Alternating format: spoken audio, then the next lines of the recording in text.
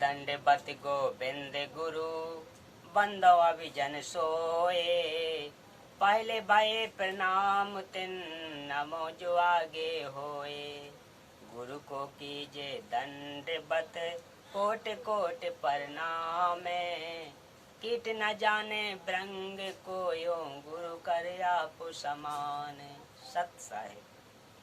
हाँ तो श्रोता बंधुओं, आज मैं आप लोगों के सामने परमात्मा के साथ धोखा यही प्रसंग रखने का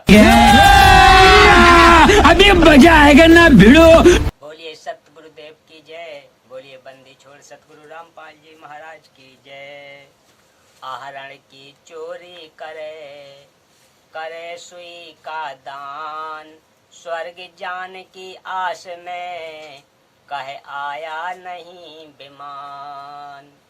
परमात्मा कबीर जी ने कंजूस व्यक्ति की नियत बताई है कि 2 नंबर का कार्य करके यानी चोरी रिश्वत लेकर हेरा फेरी करके मिलावट करके धन तो करोड़ों का प्राप्त करता है।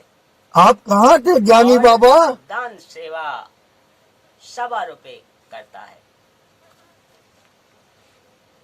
जैसे चोरी तो आहरण जितने लोहे की करता है, आहरण लोहार कारीगरों के पास होता है, जिसका कुल लोहा 30-40 किलोग्राम भार का होता है, जिसे निहारी बोलते हैं। और दान करता है केवल सुई जितना लोहे की कीमत का। उसी दान धर्म के को मूर्ख इतना मानता है कि परमात्मा मेरे को स्वर्ग ले जाने के लिए विमान भेजेगा। जब मनोकामना पूर्ण नहीं होती तो वह कंजूस व्यक्ति कहता है कि परमात्मा ने विमान भेजने में देरी क्यों कर रखी है। परमेश्वर कबीर जी ने ऐसे धर्म के कार्यों पर कहा है, कबीर जिस हर जिन हर जैसा सुमरिया ताको तैसा लाभ है।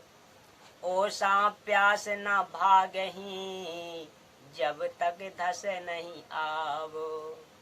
परमेश्वर कबीर जी ने स्पष्ट किया है कि जो साधक जैसी भक्ति तथा दान धर्म करता है उसी के अनुसार लाभ प्राप्त होता है।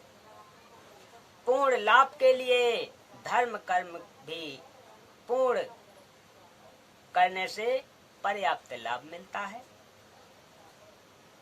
जैसे घास पर गिरी ओस के पानी को चाटने से प्यास नहीं बुझती, प्यास बुझाने के लिए गिलास भरकर पानी पीना पड़ता है।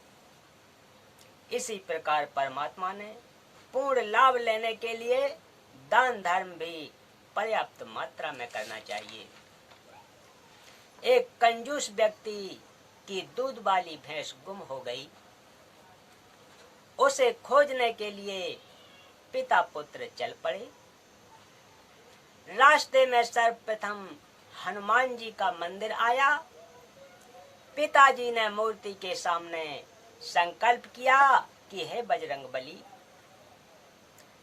आपने तो 7 समुंदर के पार सीता माता की खोज कर दी थी। आपके लिए हमारी भैंस की खोज करना कौन सा कठिन कार्य है। यदि मेरी भैंस मिल गई तो अंजना के लाल 1 थन का दूध जब तक भैंस दूध देती रहेगी आपको चढ़ाया करूंगा। कृपया ध्यान देना। यही नहीं, अभी और सुनिए। यह संकल्प पुत्र भी सुन रहा था। आगे गए तो रास्ते में शिव जी का मंदिर था।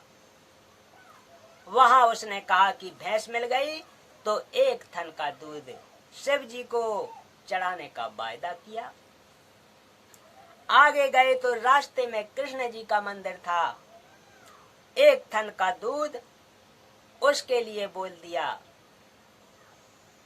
आगे गए तो रास्ते में गणेश जी का मंदिर था। 1 थन का दूध उसी तरह चढ़ाने का संकल्प करके पिता पुत्र आगे चले तो पुत्र ने पिता से कहा कि पिताजी, जब तक भैंस दूध देगी तब तक चारों थनों का दूध, यानी भैंस का सारा दूध तो देवता पिएंगे, फिर हम भैंस की खोज किस लिए करें, चलो वापस चलते हैं। हेरा फेरी मास्टर कंजूस पिता बोला कि बेटा, एक बार भैंस तो मिलने दो, इन देवताओं का जी जानेगा जैसा इनको दूध पिलाऊंगा। बेटा बोला पिताजी मैं समझा नहीं। पिता बोला कि भैंस मिलने के बाद 2 गिलास दूध और 2 गिलास पानी मिलाकर एक दिन एक एक गिलास चारों देवताओं को चढ़ाकर कह दूंगा कि देवता जी आपका धन्यवाद, आपने भैंस मिला दी, परंतु मैं भी बाल बच्चेदार हूँ, मेरे से आपकी पूजा में इतना ही दूध पुग्गा है, यानी मेरी वित्तीय स्थिति इतना ही दूध चढ़ाने की है, आगे नहीं चढ़ा पाऊंगा। माफ करना, आप सबको दूध पिलाने वाले हो, आपको दूध की क्या आवश्यकता है, भैंस मिल गई यही पूजा की गई। परमेश्वर कबीर जी बताना चाहते हैं कि तत्व ज्ञान न होने के कारण नियत साफ नहीं हो सकती, जिस कारण से वह सांसारिक क्षेत्र में तो हेरा फेरी करता ही है, परमात्मा को भी नहीं छोड़ता। यह अंधभक्ति है जो शास्त्र के विरुद्ध है, जिसमें कोई लाभ होने वाला नहीं है, जिससे क्या बात है सर, क्या बात है सर, क्या बर ये बात है। बोलिए सत्य गुरुदेव की जय। तो भक्तों, आज की कथा का प्रसंग यहीं समाप्त करते हैं, मिलते हैं अगली रुको जरा, तब तक सबर करो। सब